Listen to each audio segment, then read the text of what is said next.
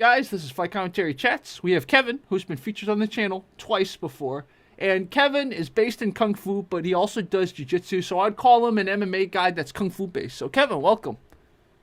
Hi, and thank you very, very much for having me here. I'm completely flattered, to be honest. And let's start with, so you're Argentinian. Is Kung Fu big in Argentina? Quite big, I would say. Where I live, not so much. It's a few years back. There was basically one or two schools. I live in Santa Rosa, La Pampa, for any Argentinian who may be watching this. Mm-hmm. It's a small city. It's more like a town, a small town, like what we would call a pueblo. Oh. So there wasn't much in martial arts other than karate, Mm-hmm. taekwondo, and Sipalki. Sipalki is very big here in Argentina. Wow. And for the people worldwide that may not know, Sipalki, it's a Korean martial art. It's a Korean martial art that's quite recent. It's not super old, but the concepts that it teaches come from a very old lineage. We might get deeper into that as we speak. But yeah, Kung Fu was not very big in the city, and in the recent years, it has started to grow. For example, my current teacher of Chilly Foot is someone who came from Buenos Aires, the capital city of Argentina. Mm-hmm. So there's that. I heard that not so long ago, someone that teaches Northern Shaolin settled in. In a neighboring city, there is someone who teaches Wing Chun and so on. So Kung Fu is growing where I am, but in the country, yeah, in the bigger country, in bigger cities and stuff, it's not uncommon to find Kung Fu. One of my previous teachers once told me that La Plata, which is other place that is near Buenos Aires, is the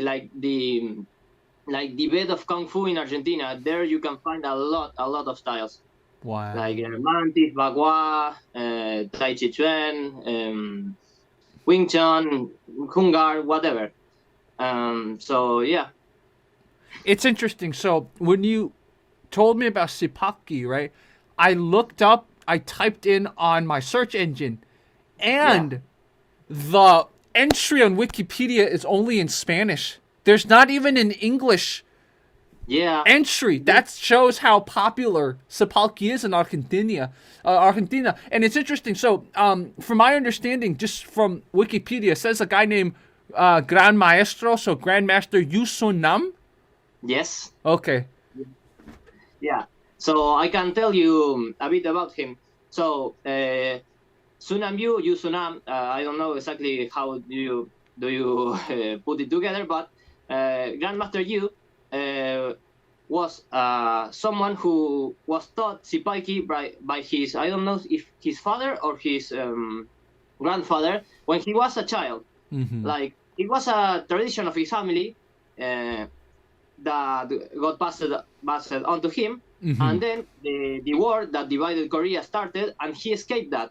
He escaped, and he ended up here in Argentina. He first went to Mongolia, and then came to Argentina. So he came here. He was very poor. He suffered a lot of discrimination, racism, basically. Mm-hmm. So all he had was his martial arts. So he started teaching here. He started teaching something that was very rare in his homeland. He started teaching his family style to a lot of people. Mm. He had to survive with it. So actually, what we got here is called Sipalki Yonbiryu, which I'm probably butchering the pronunciation for anyone who knows Korean, but it means basically the way or the school or the style of the swallow. Oh. Like the bird. So, yeah, it's a pretty interesting style. My journey, as with many other people, in the martial arts started because I was bullied when I was a kid, and I also got a very violent upbringing. So I saw the need to defend myself. So a couple of blocks away from here, where I live, I have lived all my life, there was a place that taught Sipalki. So I went there, and there it started. Wow. And I will just mention to anyone who's curious. So I looked up the Hanzi. They call it Hanja in Korean, and it translates to 18 arts or 18 techniques, 18 as we say in Mandarin. So Exactly. yeah, Yeah. 18 techniques, 18. So Sipalki is the Korean way of saying it. That's super interesting. So the shi is the sip, which is diez in Spanish. The pal is ba in Mandarin, which is ocho, and ki or gui is technique or técnica or ji in Mandarin. So that's pretty cool. So now I know what it stands for. Yeah, I was about to tell you that Sipalki means exactly that, and that it has its roots in Chinese. When you look at the old logo of Sipalki, when the Grandmaster got here, it's actually written in Chinese. I learned a bit of Chinese, so one day after some classes, my brother still practices Sipalki, by the way. So I look at his dobok. It's called the gi they use. I look at the back of his dobok, and I saw Shirpa, and I was like, that's 18. So yeah, it comes from Chinese because if you know a bit of history of Korea, they used it to write in Chinese, but then it got modernized, and that emperor made the Hangul the modern alphabet. So yeah, that's a cool piece of history. And in regards to what they teach, the style, it's very MMA-ish because they, like many old traditional styles, it has punches, it has kicks, elbows, knees, fingers, whatever. It has grabs, and it even has some groundwork, but it's not super developed. And as it happens with every other traditional martial art, it's a bit hard to find good places where they actually teach you how to fight in a practical way. Yeah. But when it works, when there are some places. My brother, for example, is a very good. Is at least for my standards. Like if I fought him, he would murder me. He's not only bigger, but he's pretty skilled. And like me, he's on a mission to make Sipalki practical. Everything he learns there, he tests it properly. He has been using it. Has been using some of it quite successfully in BJJ. We are doing BJJ together. So yeah, and it also has weapons like the name 18 techniques. It's because you have the unarmed part and then 17 different weapons. Wow. Like the art as we know it today, it's quite modern. Like it started like on the 20th century, but it comes from a very long time. Like if you you research a bit, you will find that there are things like old manuals that are called Sipalki, or because they collected techniques and weapons from neighboring martial arts and neighboring countries. Because if you know a bit about Korea got invaded by the Mongolians, got invaded by the Chinese, got invaded by the Japanese. So, for example, in the 17 weapons that are in Yonbiryu, there are, for example, the Chinese Dao, but there's also the Japanese katana, and there is also something very modern like the bayonet. Then there are other standard things like from southern Chinese martial arts and from Okinawa, like the nunchaku. They call it nangom. There is also shields, axes, spears, stuff like the usual. So it's like that's why I say it's like MMA-ish, because it's like a mix and match of a lot of neighboring martial arts. Wow. So you trained Sipalki for a few years, and what was the final decision for you to move on from it? Well, the final decision was because after I realized the story goes like this. I was practicing Sipalki, and one day one friend told me, "Hey, I started training Muay Thai." True, there's my wow. I said, "There is Muay Thai in the city now." Yeah, yeah, come train. It's very fun. I don't know that. Bueno, che. Okay, so I went and practiced, and I got my ass kicked by someone that had been training for like, I don't know, 2 months, and I was at that time I was like 3 years in, something like that, and so I was like, there's something wrong here, and then I started questioning everything that I have been told, and I realized I have been basically lied to and scammed. So I got really depressed because martial arts are a big part of my life. Um, I have been through very hard times, and martial arts have been something that I've been able to cling into. So I was very depressed, and I was like, I don't want to do anything unarmed anymore.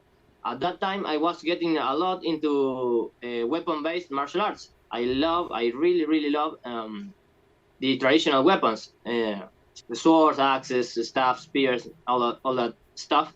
So I started to look into HEMA, I started to look into Kendo and other weapon-based martial arts, but there was nothing here like that, nothing. So basically, I quit all unarmed martial arts and started practicing on my own what I could from what I had in internet. I crafted my own weapons and stuff, and I started practicing. But then I noticed, hey, there's some Kung Fu here, and Kung Fu has both unarmed and armed combat. And I was like, hey. And so I started learning under a teacher, and ever since then I deeply fell in love with it. It's awesome, to be honest.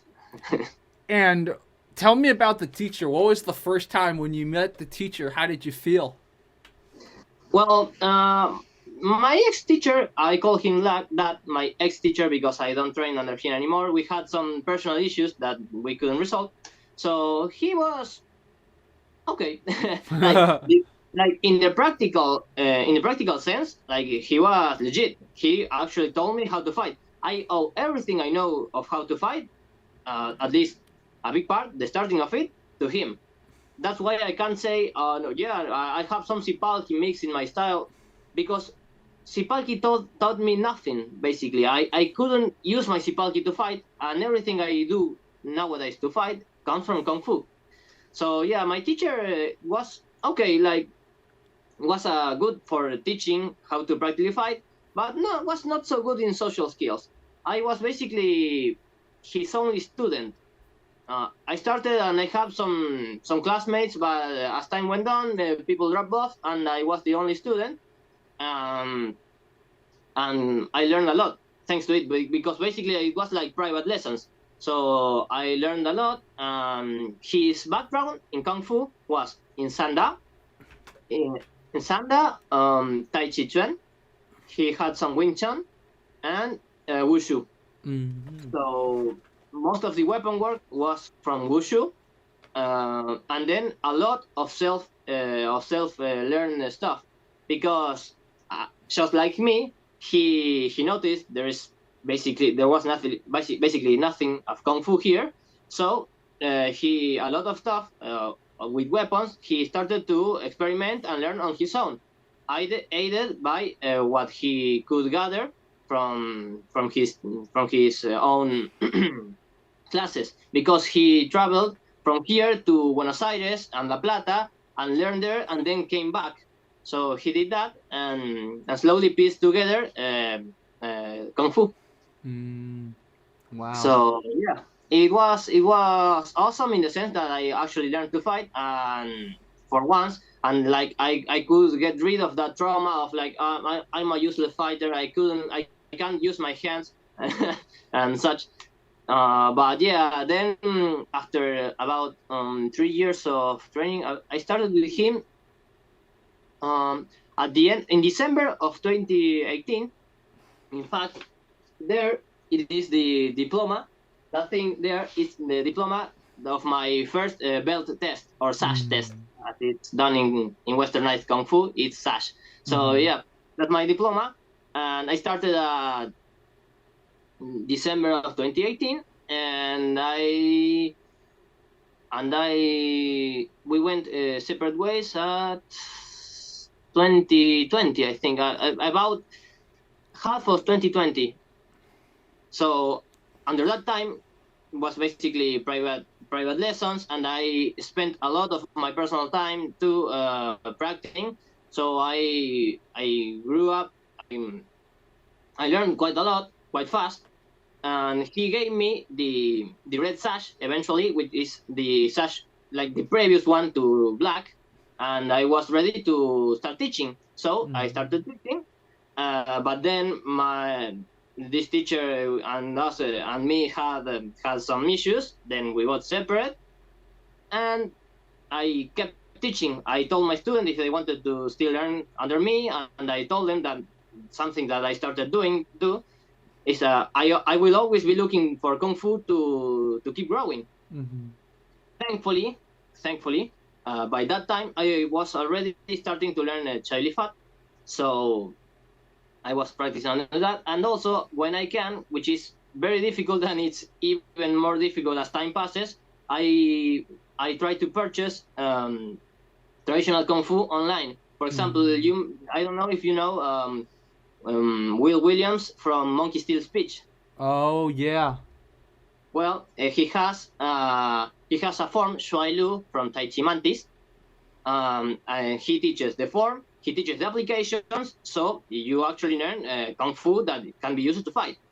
So I look into that kind of stuff, and I try to purchase that so I can keep growing as a Kung Fu fighter, because that's my goal, to be a Kung Fu fighter, to be someone that can use traditional, actual Kung Fu to fight, to defend himself, to teach others how to defend themselves.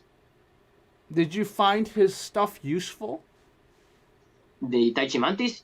Yes. Yes, I would say yes. I think there is legit things there that if you when I pressure test them, they show up. Like my focus, my personal focus goes more towards monkey and the handwork of Wing Chun and Tai Chi. But anyways, I think it's a very solid style, and I wish I could get deeper into it. But hey, I get what I can get in this situation. Yeah, I don't have money to go to another city and train, so I do what I can. So tell me about when you decided I'm going to go into that kickboxing match. Tell me about when you decided. So that was last year. Was it a quick decision, or was it you pondered it for a while?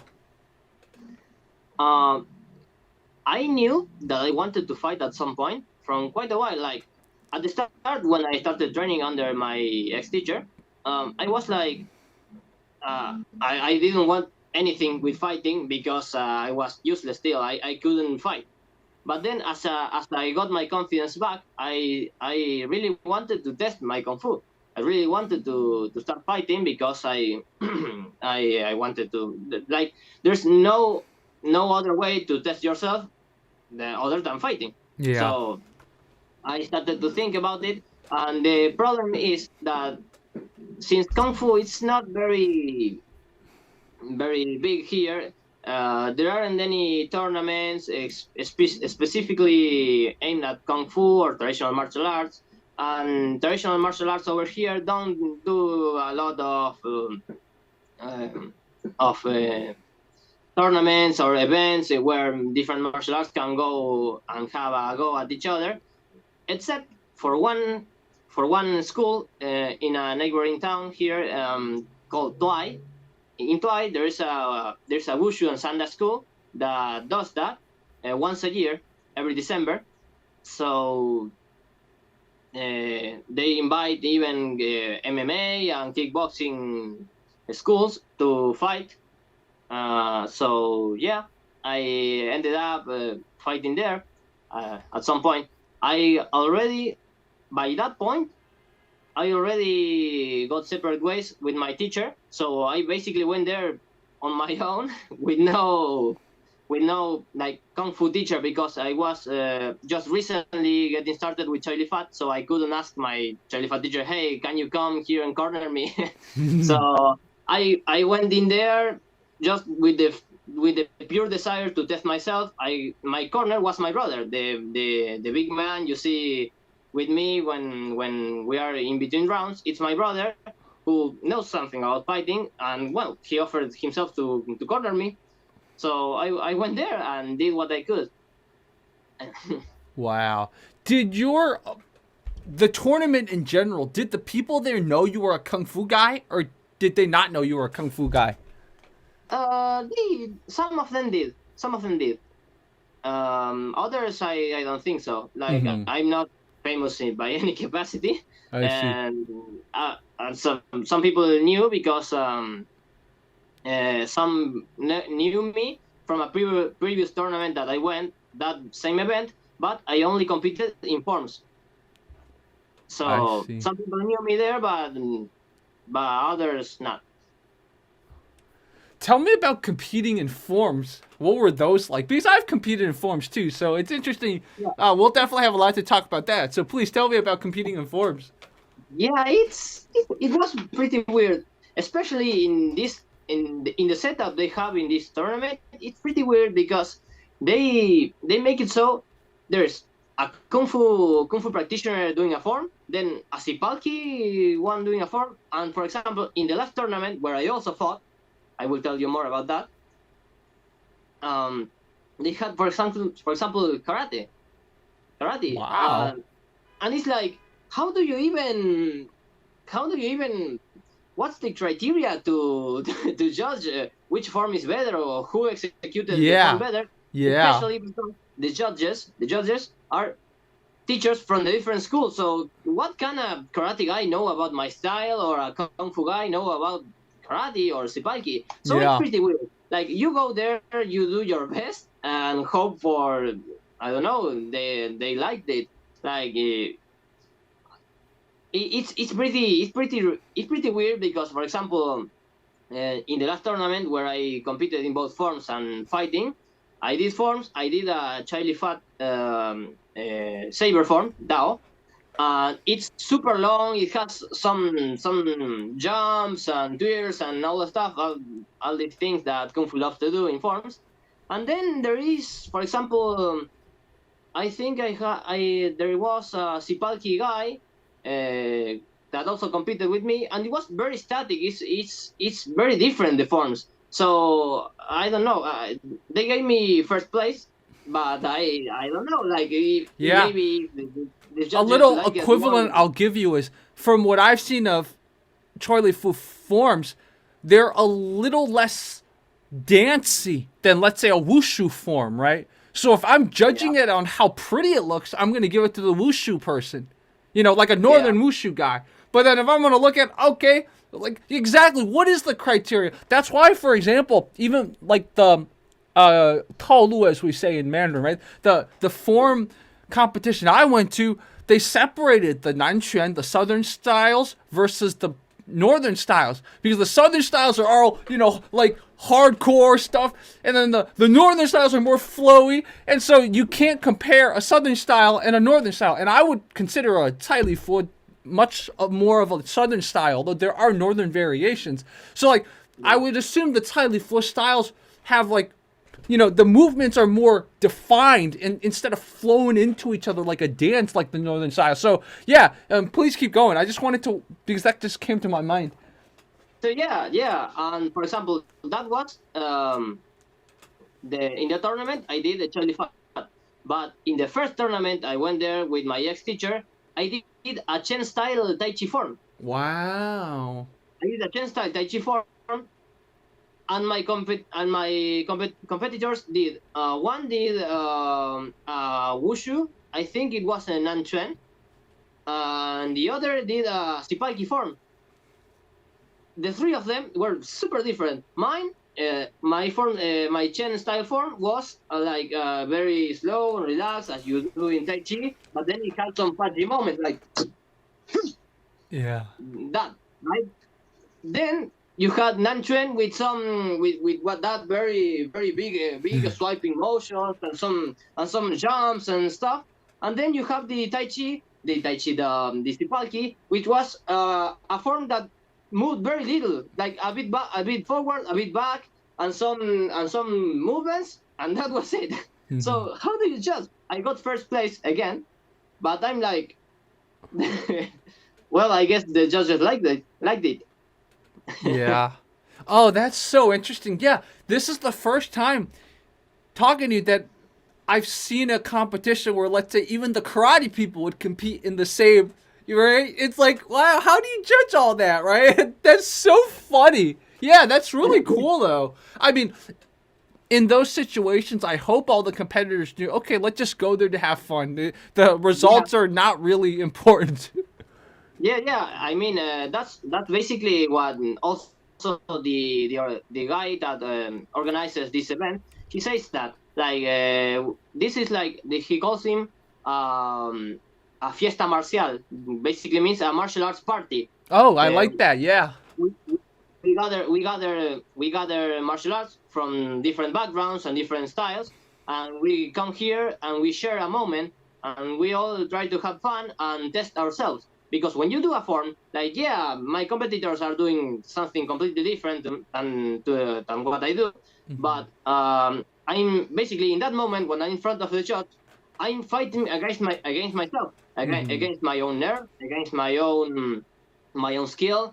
I will try to do my best to represent my style, but not exactly to say it's better than the others or my form is prettier than the rest, but just to say I will do my best in this moment, here and now, with what I got. Yeah, exactly. So Dude, that's so funny because for those of you watching, Kevin and I talk about martial arts all the time. It's funny that we've never talked about the Taolu, the form stuff before, just because, I think we're both kind of sort of over that part of it, but it's so funny to reminisce and feel nostalgic about that because what leads to what I call aesthetic beauty of a martial artist a lot of times is the practice of the kata, the form, the Taolu, whatever you call it. So, like you compare someone who's never done a form, a kata, a Taolu, whatever you call it in Korean, versus someone that's done it. The person that's done the forms always end up with prettier movements. Doesn't mean they can fight better. It just means their movements just are prettier. It's pretty funny. well, for me, and this may be a hot take for many people, but I think forms have a small place in fighting. A small place. Like you don't necessarily need to practice forms to learn how to fight. That's a lie. But forms teach you very specific ways of moving that when you train them enough, like your body is accustomed to move in that way, and when you practice your what karate guys would call bunkai. Well, I don't know if kung fu has like a word for it, like the application of the form, but when you practice that enough, like having practiced the specific motion on thin air helps.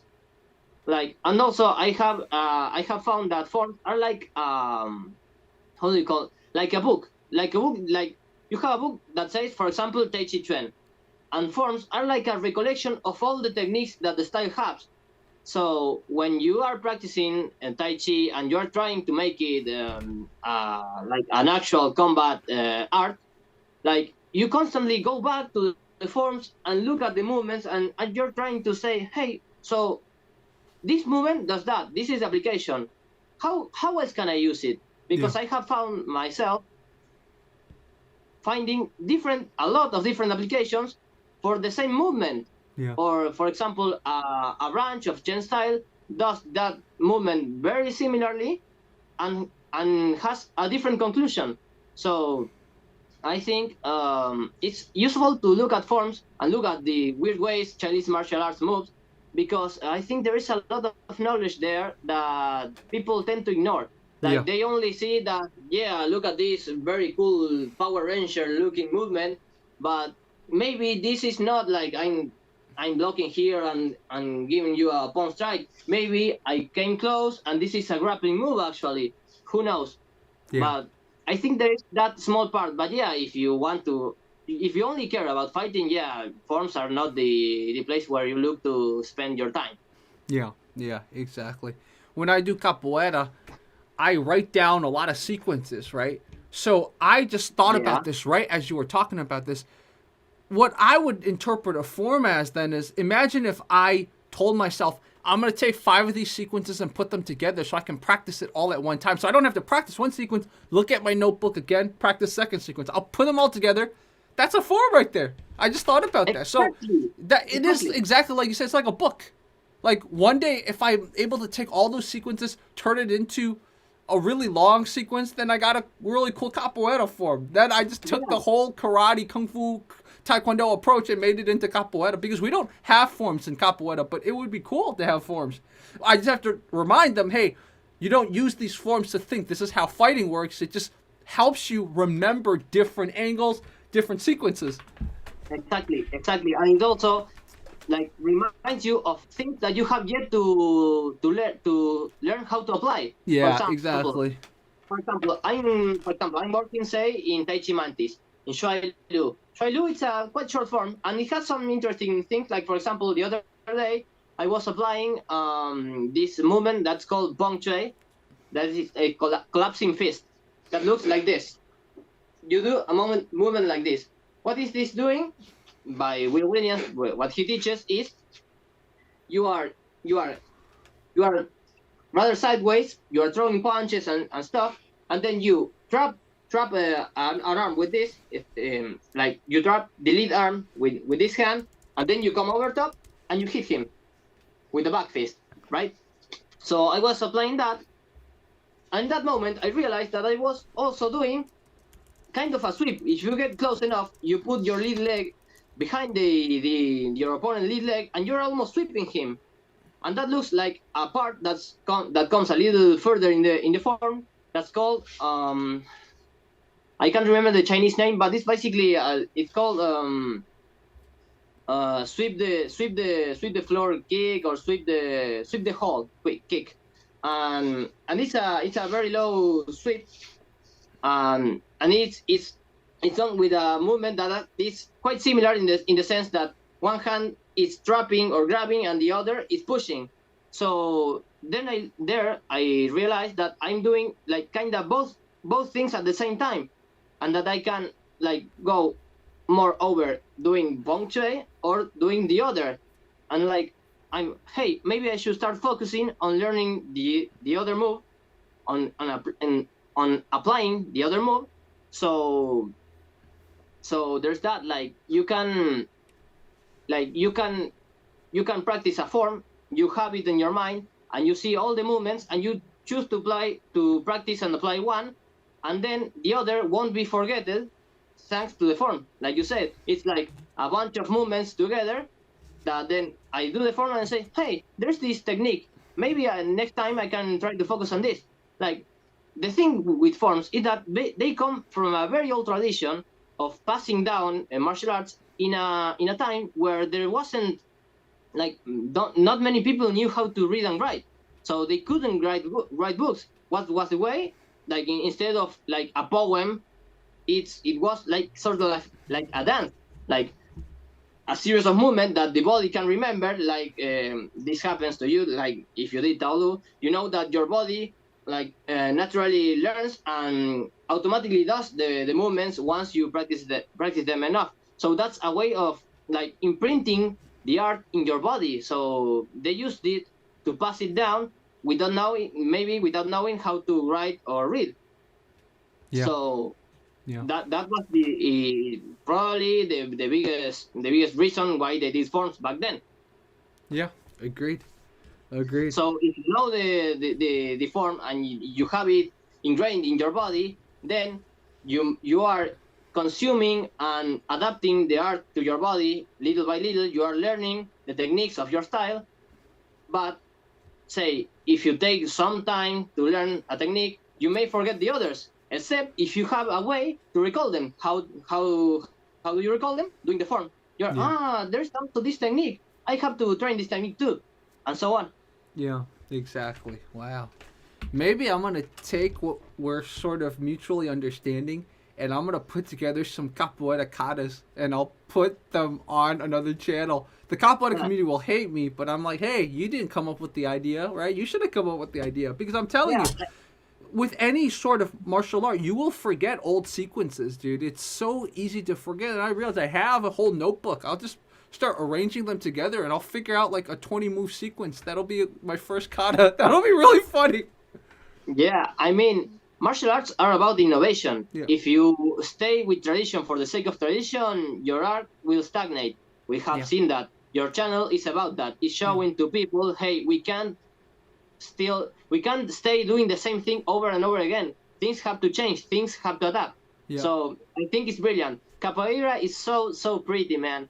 I hope someday I have the chance to practice, because it's not only so pretty, but there is some hidden gold in there. Like, not only some very stupidly powerful kicks, but also in the jinga and other movements that really made it really look like dancing. There are some sweeps, there are some grappling. Ramsey Dewey has made some videos about it, and it's basically it's genius. Like, the people that made capoeira were geniuses. They really made a martial art under the noses of their oppressors. Like, they really made it look like dancing, and then they used it to rebel and basically win, because they got free, and it's super interesting. Yeah.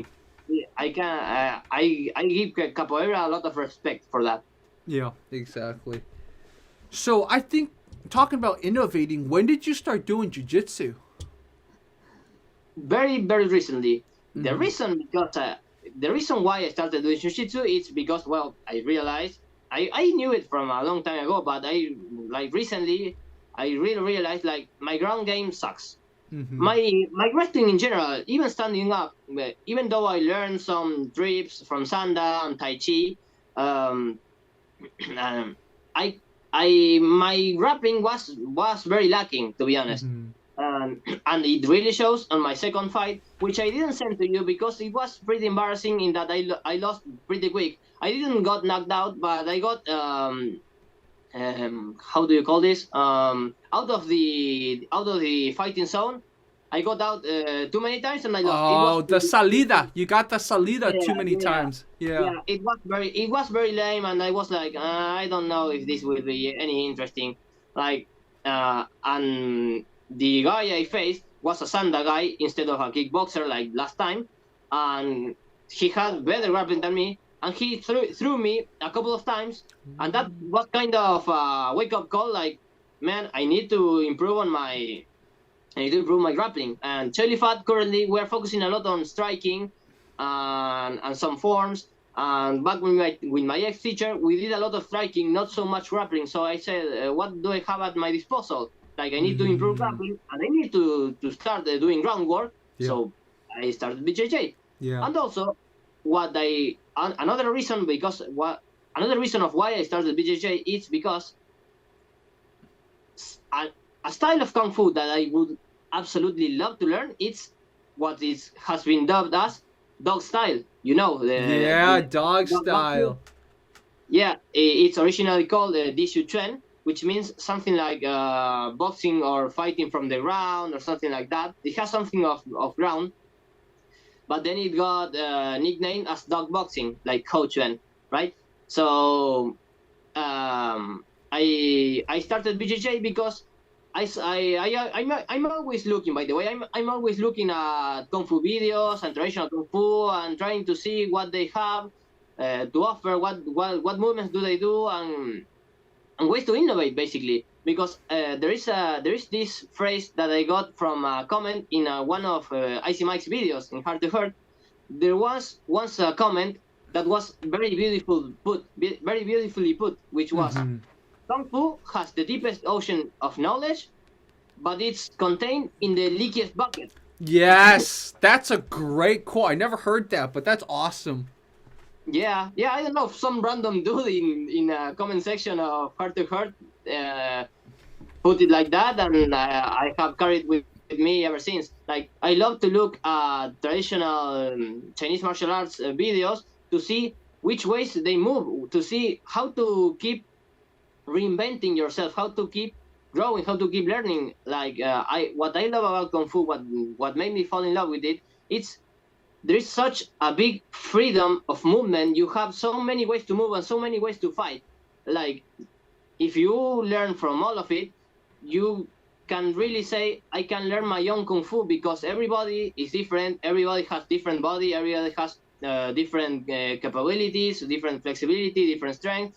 It's more agile or more slow or whatever. And since there are so many Kung Fu styles, there will be things and styles that go with you, with your style, with your way of moving, with your preferred way of moving and fighting. Yeah. So that's a beautiful thing, and that's also what I like about BJJ now that I'm starting to learn. Like it's so complex, it's so damn complex. It's like every class has so much information to absorb that it's like, wow, this is just like Kung Fu in the sense that there are so many ways to move on the ground. It's stupidly complex, and it's like this is awesome. Like there are so many ways, and no two BJJ fighters move the same way. They have their preferred techniques. They there are higher percentage techniques, and those are the ones you will be seeing more often.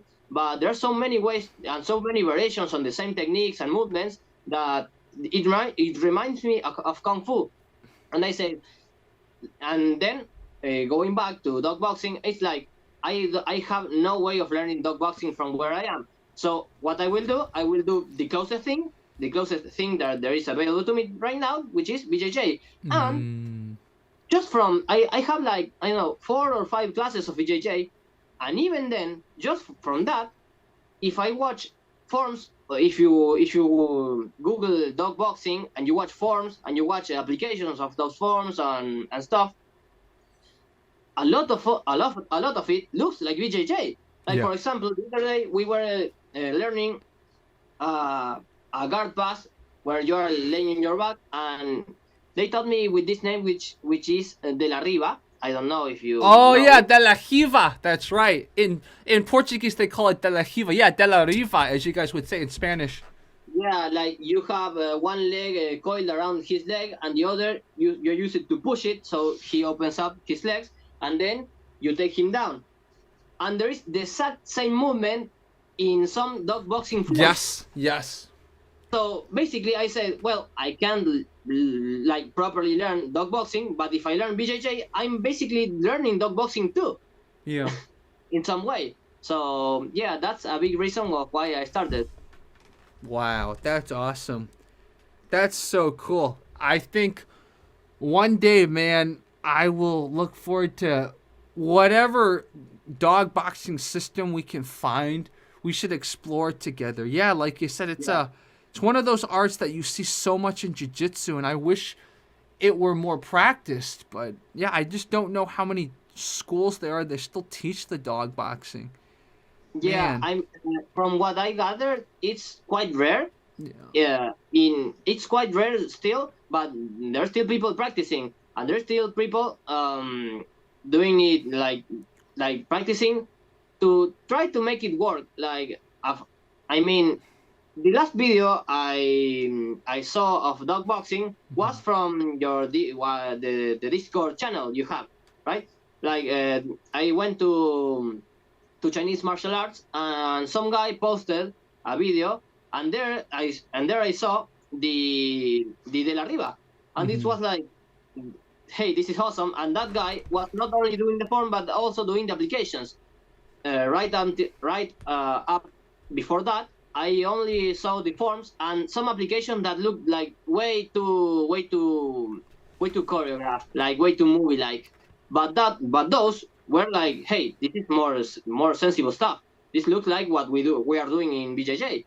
So that's very interesting. And like if you start to see, like Rancy Dewey says in some videos, if you start to see traditional martial arts forms more like grappling, it's surprising how much you can find. Like Yeah. You see a dog boxing form, and they start standing up, and they do some punches and maybe some kicks and some movements that look like they are grabbing something.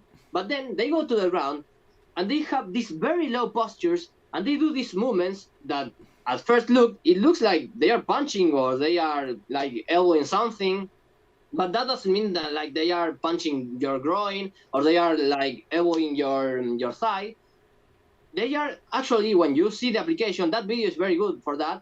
You see those movements that look like he's punching, he's actually grabbing the leg and pulling it at the same time as he's using his leg to pull the other, and so on. It's very, very interesting. Like they use the same method that BJJ, that they go to the ground, they go low, and they use 4 extremities to take down your 2 extremities, your 2 legs. That is very, very ingenious, and it's like very, very nice to see some art that comes from a style that is usually regarded as useless or not very practical, which is as a kung fu style, have so much in common with something that is very clearly and famously known to be very practical, which is BJJ. Yeah. Yeah. What is your plan now? When's your next match that, or have you signed up for one, or are you going to train more before you sign up for your next match? Tell me about that. Well, I would love to fight again. Mm-hmm. I'm planning to fight at some point in the future. I don't know when that will be. Like, now that I'm learning BJJ, I'm more interested in starting to fight under MMA rules than in Sanda, because Sanda, it's for what I do. In my last fight, I found myself, and maybe I will send you the video shot. Yeah, please. So I'll watch it privately. If you're comfortable, I'll watch it privately. So I won't share it with people if you don't want me to share it with people. Right. So Yeah. in that fight, I found myself having to contain myself of doing some things because I couldn't, because the Sanda rule set didn't allow. For example, in one moment, you can clearly see me loading up a knee, and I didn't launch it, but it was like I was standing in one foot fighting myself from, you can't knee this guy, you can't knee him. And also, for example, like I told you before, my style currently looks more like I use more of the handwork that I learned from Wing Chun and Tai Chi. So I like to trap a lot. I like to make contact, to make frames, and then fight from that. And in Sanda, you are either striking or you are grappling. You can't grab and punch like you can, for example, in boxing. Like you can, but you can sneak. Like you can maybe sneak one punch and then you're separated. Like if a trip or throw is not resolved in like 3 seconds, you are separated and start again. So I couldn't do what I do most. I do a lot of holding and punching and elbowing or kneeing. Like so, what I thought after the fight, I thought, hey, maybe I should start looking into going to a rule set that where I can use my kung fu more comfortably. But if I want to go to MMA, and that's another reason, like if I want to go to MMA, I need to polish my grappling. I need to start really learning grappling. So that's another reason of why I started looking into BJJ. Yeah. Well, that's exciting. I definitely want to see how you do in a Sanda tournament, because I never thought about that, because Sanda has bigger gloves, right? So it does make a lot of the framing and the grabbing a little harder.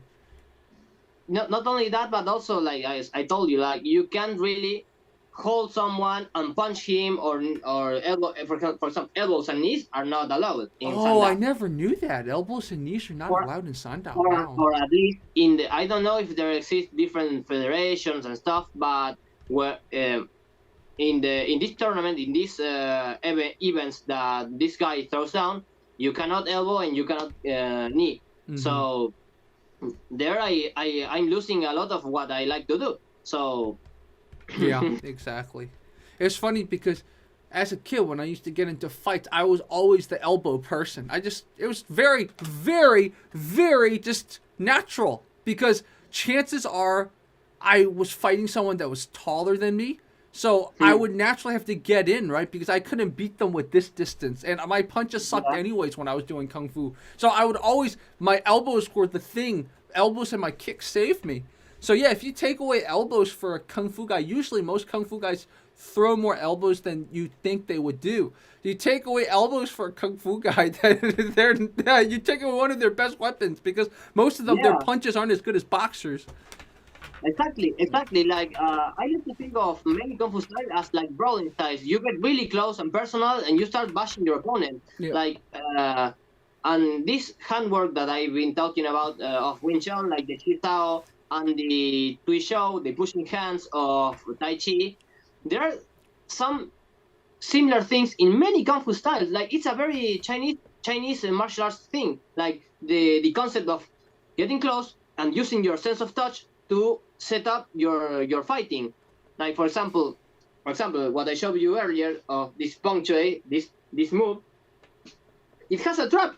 You're trapping and hitting. Then there is another move which is called Wo Du Chui, which is punch to the stomach cavity, something like that, where you are raising the opponent's arm and then you punch him underneath the arm in the ribs. Mm-hmm. So there are movements of trapping. You need to learn how to get close, get your hands on the opponent, and manipulate their limbs so you can make a hole where to strike. Yeah. So that's a very common thing in Chinese martial arts. And at that range, if you can knee and if you can elbow, like you said, you take a very important weapon from them. Yeah. Wow. That's fascinating, man. I knew this was going to be a good conversation, partly because, you're trying to innovate too, right? And you are definitely in the school that I think I'm in the school of, which is that whatever current MMA is, it's not the final form either. You should always keep finding good stuff.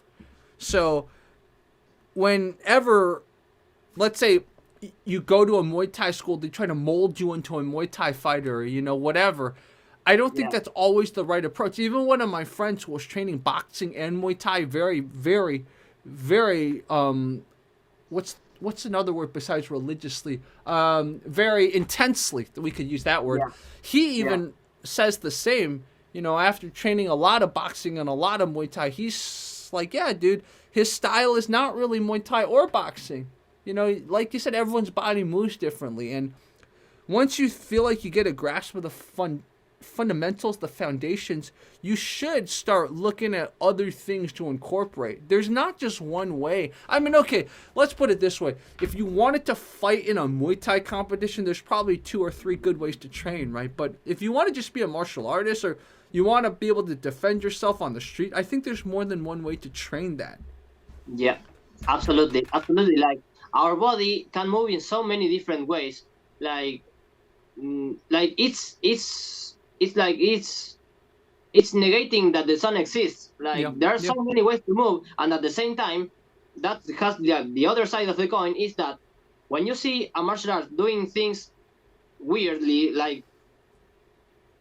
I will put it this way: every single martial art can work if you abide by the core principles and laws of physics and biomechanics of the human body. There's only so many ways your body can move, even though there are a lot. You can move in a lot of ways, but there is still so many ways that your body can move. So if you respect that, if you abide by that, you can find a lot of ways to do this, to do the thing inside that. So. I had a thought on that too that I forgot, but basically, I think probably once I really figure out a way to film this well, I'll present more of that on my channel. Because one thing I wanted to do, I wanted to go to a kickboxing school and sort of exchange knowledge with them and talk about, okay, these are some capoeira moves that I like. What can you see in them from your kickboxing journey that you might be able to implement? So things like that, for example, and I was going to go to the kickboxing school, in LA. So that's a video for the future. I just haven't had time. Part of it is just motivation. It's like, as you know, the YouTube algorithm, sometimes you just don't know what it's supposed to want anymore. And then I don't ever reach so many of my viewers, so it's very discouraging. That's why I have the other channel now where I resurrected it, because I'm like, well, I can drive some of those people to another platform where we can be more funny about it. So yeah. But just finding, oh, this is what I was going to say. Little kids, for example, will tell you the things that you forgot about because you accepted one or two ways of martial arts training, right? Like little kids, if they have a weapon, they'll use it. You know, little kids hit each other with toys and stuff, right? So a little kid, if he doesn't know jiu-jitsu and you do jiu-jitsu on him, if he has something, they'll try to hit you with it, right? That's an example of, let's look at the natural reactions in a person when they're little. Like, think about little kids that bite, right? Yes, if someone has a dominant position on you, you probably are going to win anyways, even if they bite you. But, you know, that doesn't mean don't train biting. Maybe there's things you got to think about. Or from a self-defense angle, you might kill them in jiu-jitsu, but then your bite gets infected. They kill you 7 days later, right? So, like, there's things like that. Or you choke them to death, but they stab you to death too, right? So, like, the other example I thought about was little kid one time. His dad is a Brazilian Jiu-Jitsu black belt that's been on my channel. He's a little kid, like probably 4 or 3. I don't remember how old he was. And he wanted to just wrestle with me, right? And I let him get on top of me and he headbutted me. It didn't hurt because he was little, but he just naturally headbutted, right? And then you think about how many martial arts would change, even combat sports. How many MMA / Muay Thai / kickboxing would change if you could headbutt. So, like, these are just things people don't think about. Yeah. A good case study for that is Lethway, which is super hardcore, and I can't really recommend it for anyone who has to live a long and healthy life. But they allow headbutts, and you can see very interesting things there, like they turn head movement, like to dodge and move out of the way, they turn it into a weapon too. Yeah. Because as soon as you move this way, your head is loaded up to go back this way. Yeah.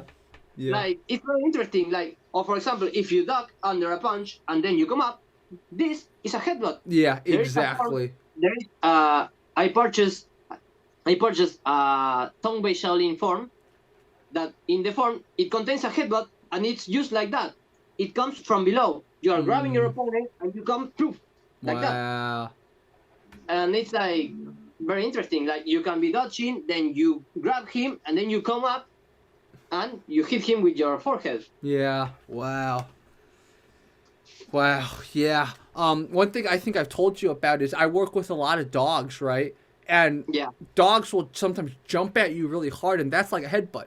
The difference is a dog's skull is not smooth like a human skull. So if you get headbutted by the wrong dog, it really hurts because it's concentrating on one bone, right? It's not like a big thing. It's, imagine getting headbutted by this, boom, right? So once I got a fat lip from a dog doing that. But he hit me with his teeth. Oh. Yeah. He was playing with me and he jumped upwards and hit me with, like, this is his teeth. His teeth, and it was like. Wow. Similar story. Sometimes when people punch in a street fight, they'll knock people's tooth off and the tooth will get stuck in their knuckles. Same thing if you headbutt someone in the mouth, sometimes their teeth will end up in your skull. Like, these are things people don't think about, but we have to think about. I should introduce you to Cody. Cody's a guy in Canada, and they train a lot of gun defense, a lot of knife defense. Not like, hoo-hoo type of knife defense, but like, oh my God, I gotta trap the knife, get it to the ground type of defense. And like, that changes everything. The fight looks so much more messy because your one focus is to get that weapon away from the opponent, right? So these are just things that if you dismiss all attempts to innovate / look back at the endless library that we have from many different martial arts and try to take stuff from it, you're gonna get caught in a surprise. And I think with some of the current paradigms that you see, even I'm going to call out jiu-jitsu, like, oh yeah, middle of the street, I feel threatened. He's coming at me. Okay, I'm going to take him down now. You know, like there's this very famous video, one of these channels, I'm not going to say which one, but they like to break down when jiu-jitsu is used on effective situation. And Right. the dude in New York took the guy down, and they were in the middle of the street. There's cars coming by, and the channel's like, yeah, that was such an effective use of. Ouch. I was like, Yeah, especially and you never because know. the guy Yeah. didn't even strike yet. The guy looked threatening, and the guy who did jujitsu felt threatened, so he initiated the grappling and took him down. I'm just like, how many fights are prevented when maybe that person even wanted to attack, but you managed to de-escalate it. You managed to do verbal judo or do some aikido. Right. So Right. there's a lot of flaws, a lot of misdirection, and even what you would call proven or trial-tested types of modern martial arts or modern combat sports. So it's always Yeah. evolving.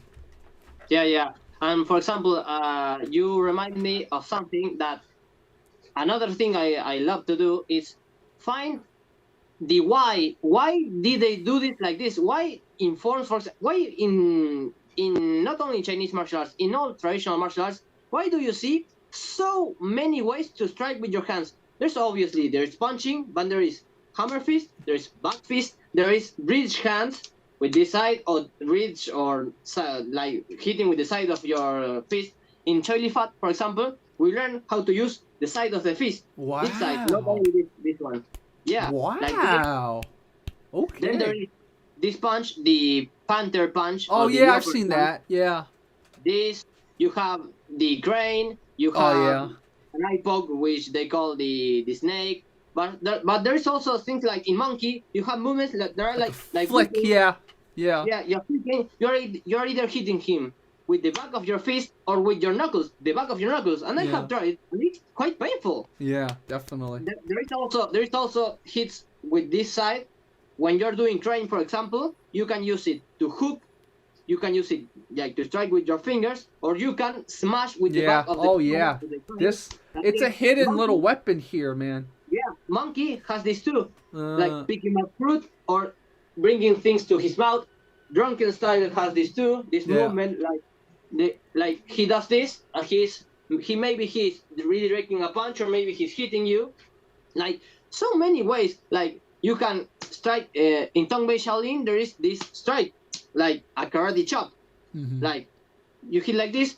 In Tai Chi, there is one move where you are, instead of going straight with the palm like this, you go like this. Right, straight.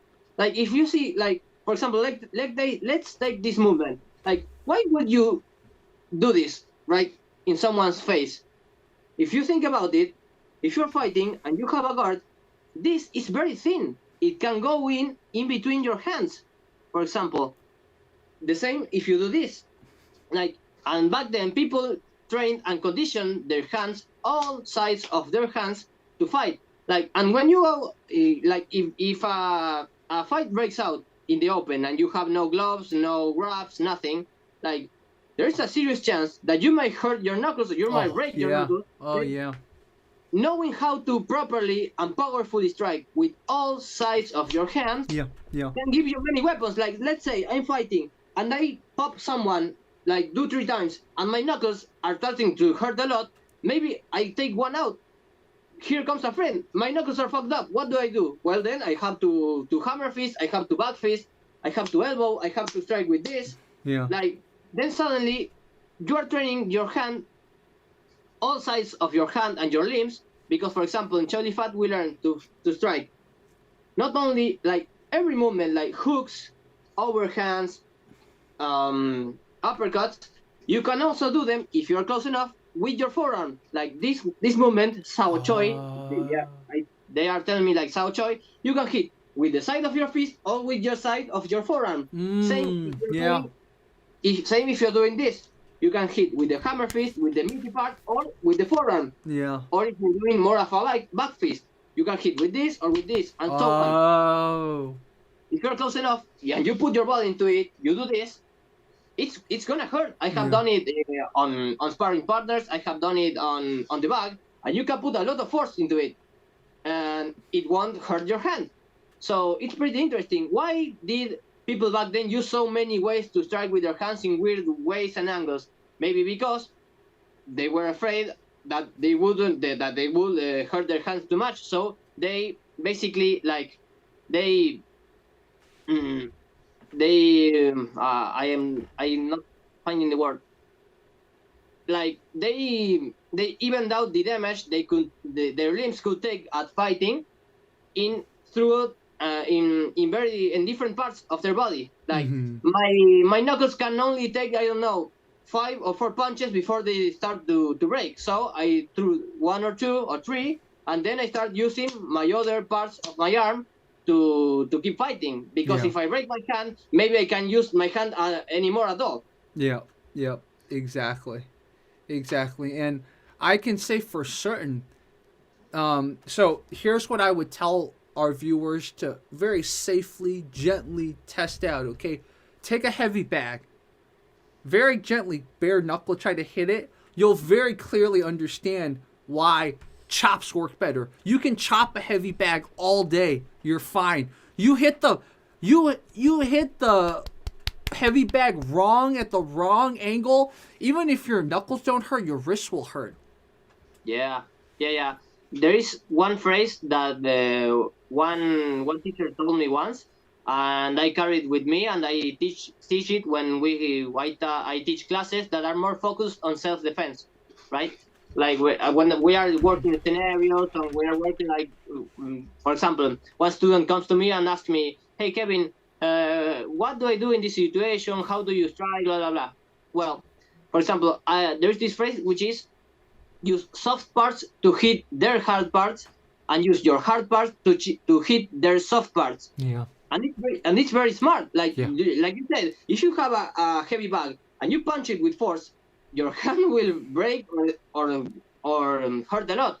But if you use your palms, your meaty parts of your hand, you can bring a lot more force before it hurts. Yeah. So a human skull, like if you like, you can say, no, well, if I train enough, like my boxing is very good and I can aim below the cheekbone, like this part is very fragile, and this is the part that knocks you out, and the part where you are less likely to break your hand. But still, like, who says like the guy just ducked a bit and you hit him in the cheekbone, and that can mess you up, mess your hand up very bad. Or if you hit, like, for example, overhands like are very good, very powerful, but you're hitting the top of the skull and your hand is not as hard at the top of someone's skull. So what if your overhand is on with a palm strike? It still has a lot of power, and it has knockout power. We know that's true because, for example, Bas Rutten was knocking people left and center with palm strikes. And you're still applying boxing, but in a safer way. For yourself, for your hands. So back in the day when I would throw chops, I don't think I ever chopped at hard parts of skulls, but it makes sense what you said. It's just like, even if I did end up chopping, I'd always aim for the throat, right? So when I would chop at the throat, I would chop at the back of the neck and stuff. But it makes sense. I mean, there's a reason. There's a lot of meat. There's a lot of muscle here. So if you do even chop here, you'll give a concussive blow without damaging your own hand. I never thought about that. So yeah, like you said, that really cool Tongbei move of literally just like going here. I never thought about that. That was a Tai Chi. Oh, a Tai Chi move. Interesting. But Tongbei has the one, and it probably, I don't know. I'm just initiated in Tongbei because I have been able to purchase only one form. There is some more forms that I would like to purchase in the future, but in this one, it has like a downward movement like this. Tongbei. And it can still, if you are fighting like this, it can still come here in between your arms like this. Downward. Yeah, that's so Tai Chi interesting. has more like a straight punch, but instead of using your knuckles, you use the meaty part. So and the guy, when he's talking about the application, he says like this: if you condition your hand a bit, if you get accustomed to hitting hard with this, it can hit with a lot of force. So it's interesting. Like, why would you use this instead of this? This is obviously more powerful because all the mass of your hand is concentrated, and so it's more like a rock. But this can sneak in between your guard. So if I'm fighting you and I can sneak 1, 2, 3, or 4, you eventually get concussed. You eventually get dizzy because I'm smashing your brain. Yeah, or it would cause you potentially, you're going to start doing something like this, right? And then if you change up your guard now, then they have different strikes available. Yeah, for example, then if he does that, he does this.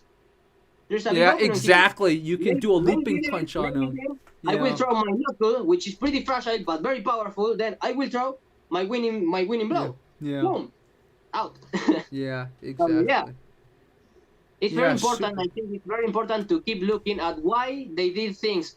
Like maybe some nowadays you will find videos where they are doing bullshit, or like they are with this for example, that stupid myth, very old myth, like if I do this or this on the opponent's nose, the bone will break and will go into the brain.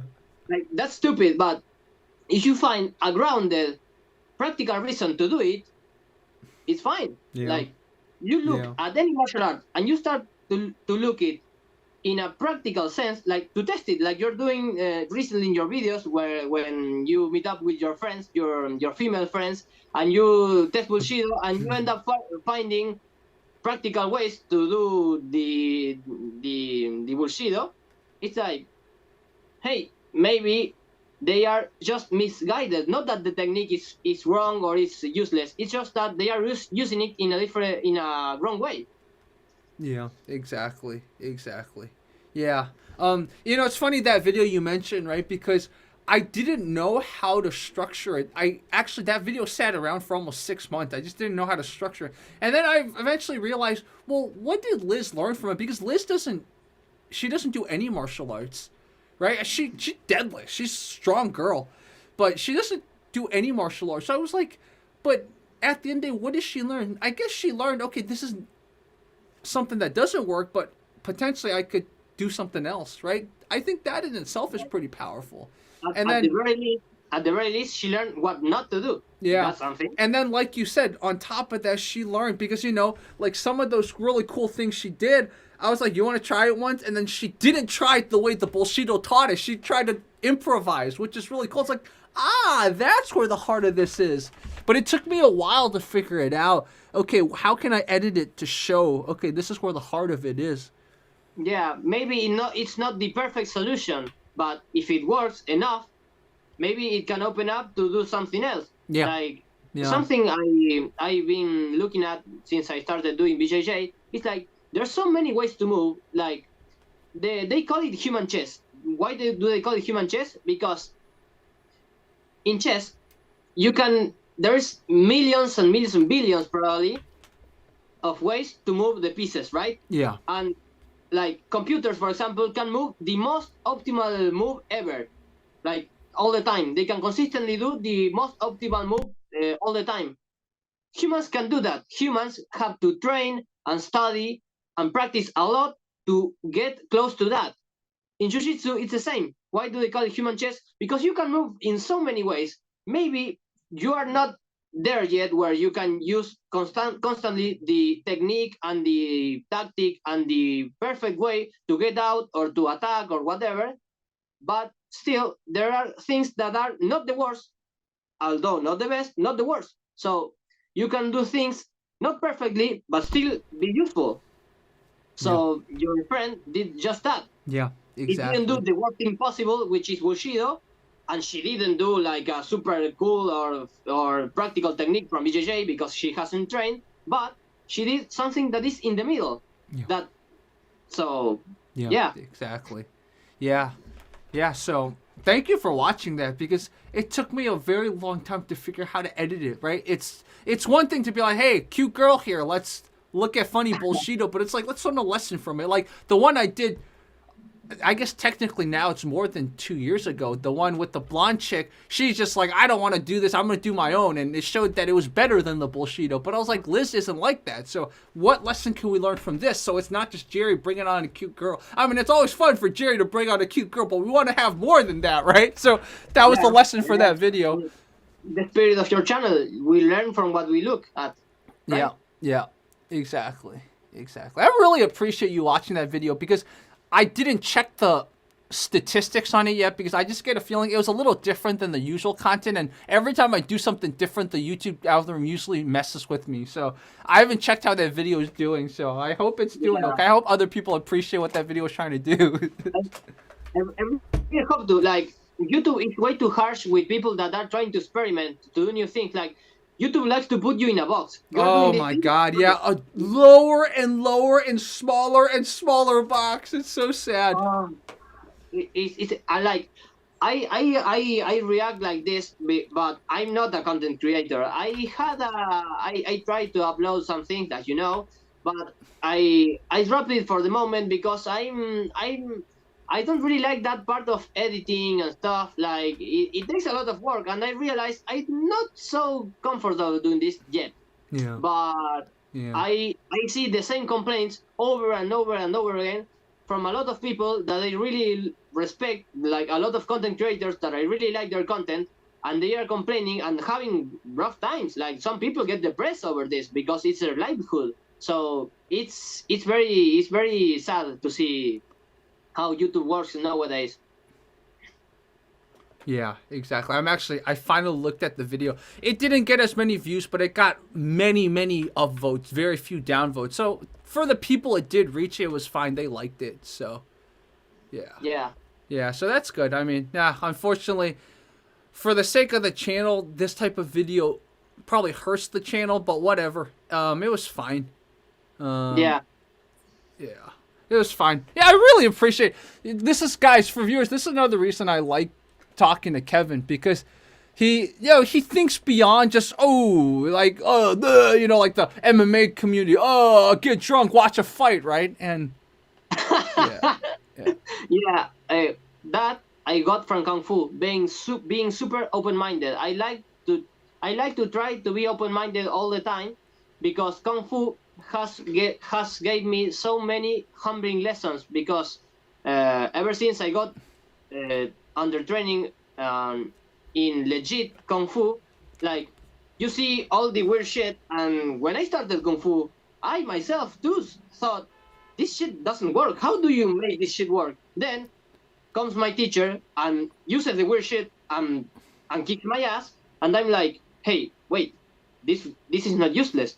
This is interesting. There's a way to apply this. So Kung Fu has done that to me over and over and over again. Then nowadays I'm like, basically almost anything can work if you put the time and the work to test it out and see what can come up out of it. So yeah, I think, like I said before, innovation is very important. It's very important to always be looking for new ways to do your whatever you're doing. Like Sensei Ando would say, here is a case of martial art helping your life. Yeah, exactly. You're applying something you learned in a martial art. In my case, in Kung Fu, in weird movements and weird stuff. Like, there's hidden gold where we often don't look. Yeah, exactly. So, Kevin, I think this is a good place to stop, and I'm really happy. I'm telling you, I'm just going to tell viewers, Kevin's one of my favorite viewers. I don't care if that makes other viewers angry, but Kevin's one of my favorite viewers because we live similar philosophies, but on top of that, like, I'm really happy that, like, you watched a video that like, wasn't as recommended to other viewers, because at the end of the day, that's one of the things that got me to really think about, and that's why I brought back the dating show roast, because I'm like, even if I roasted with 30 people, who cares? That's still cool, especially if 30 people, 10 of them can give me $20 for it. Why do I need 167,000? If you add the other channel, why do I need 200,000 subscribers? I don't. I'd rather just have a few subscribers that really care, and, like, Kevin's one of those. So that's why I like talking to Kevin.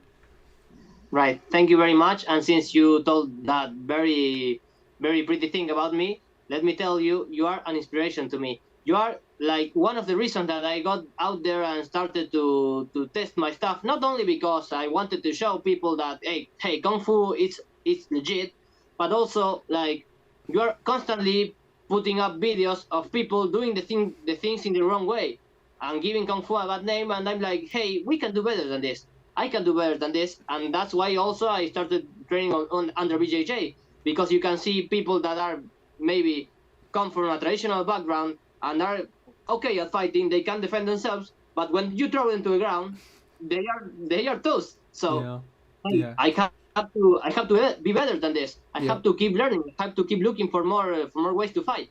Yeah. So I thank you very much for that. I thank you for this opportunity. I love being here, and I'm slowly getting out of words because I'm absorbing and taking in what is happening right now. Like, Yeah. I'm talking with one of my favorite YouTubers, someone I Thank look you. up to, and I'm here. Yeah, exactly. So I think what this means is, one, Kevin, you'll definitely be back. Let's talk another time soon on Fight Commentary Chats. But two, I need to come to Argentina sometime, meet all these cool viewers, man, because Argentina is That the really sounds only good. group, the only country right now in South America I have a group. I don't have a Brazil group. Emmanuel is in Brazil, but I had to add him to the Argentina group because there's no. I mean, well, technically it's a South America group, right? But like it's all Argentinians, and so it's like there's something special about Argentina, and I think it's like a special type of Argentinian because, like you mentioned, racism. I think Argentina also has this unfortunate stereotype that people that are really racist. So it's like the non-racist Argentinians are really cool. Yeah, exactly. Cool. Everyone watching, I will stop recording now, but Kevin, we can talk a little bit more after this. So everyone, this was Kevin. I'll put his channel too. So thank you, Kevin. Thank you very much.